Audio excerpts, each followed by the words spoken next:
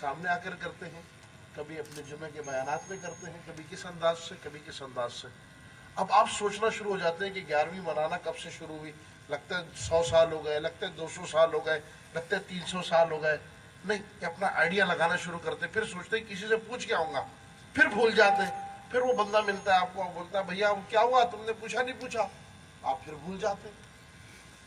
اب اگر اس وقت میں آپ سے پوچھوں کہ جس کی عمر 20 سال ہے، 5 سال ہے، 50 سال ہے، تو اس سے پوچھوں کہ کیا وہ بچپن سے 11ویں ہوتا ہوا دیکھ رہا ہے، تو آپ سب کیا کہیں گے؟ دیکھ رہے۔ ٹھیک ہے، میں آپ سے پوچھوں بچپن سے الحمدللہ 12ویں شریف ہوتے ہوئے دیکھ رہے ہیں، آپ بولیں گے دیکھ رہے۔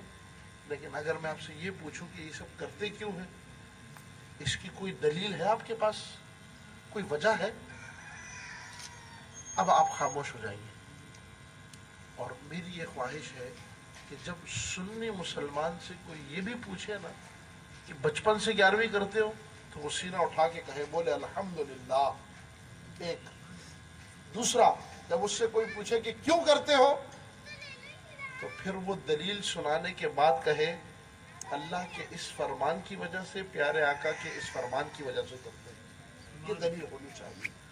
اب سنیے بات، وہ آیت طیبہ کا جز جو میں نے تلاوت کیا، دیکھیے سرکار غوث اعظم رضی اللہ تعالی عنہ کے زمانہ اقدس کو تقریباً 950 سال ہوئے ہیں۔ ٹھیک ہے، 470 ہجری غوث پاک کی ولادت باسعادتہ ہے، اور 540 ہجری آپ کا وصال باکمال ہے۔ ٹھیک ہو گیا، یعنی اگر آپ 1440 میں سے 500 نکال دیں، لگ بھگ 900 سال سرکار غوث اعظم کو ہو گئے۔ اب 900 سال کے بعد یہ ملت کیا ہے، گلشن ملت کے مسلمانوں کو یہ کیا پڑ گئی کہ جناب والا اچانک سے انہوں نے 11ویں شریف کی محفل لگ دی۔ عبدالسلام بھائی کچھ اور نہیں تھا آپ کے پاس کرنے کو؟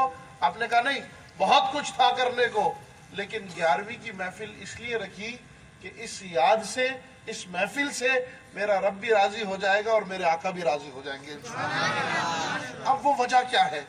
وہ وجہ کیا ہے؟ دیکھیے میں آپ کو قرآن مجید کی طرف لے جاتا ہوں، میں نے آپ کو ٹائم دے دیا، اس پر میں بات ختم کر دوں گا۔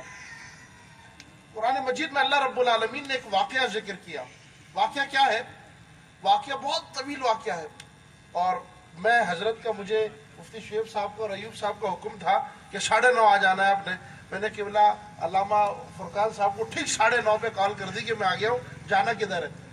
تو یہ شاید کئی مصروف تھے، پھر مجھے حضرت لینے آئے، اور میرا یہ ذہن تھا کہ میں اگر 9:30 پہنچوں، مجھے 9:45 مائک مل جائے گا تو 10:30 تک میں 45 منٹ کا ایک اچھا سا پیریڈ پڑھا دوں گا۔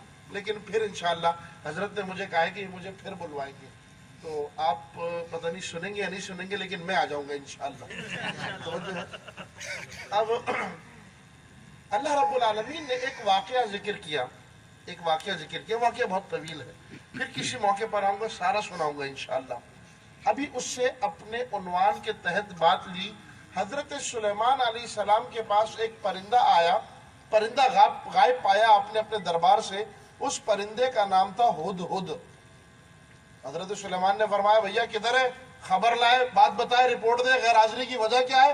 اگر اس نے کوئی مناسب وجہ پیش نہیں کی تو میں نے اس کو ذبح کر دینا، اس کی نسل ختم ہو جائے۔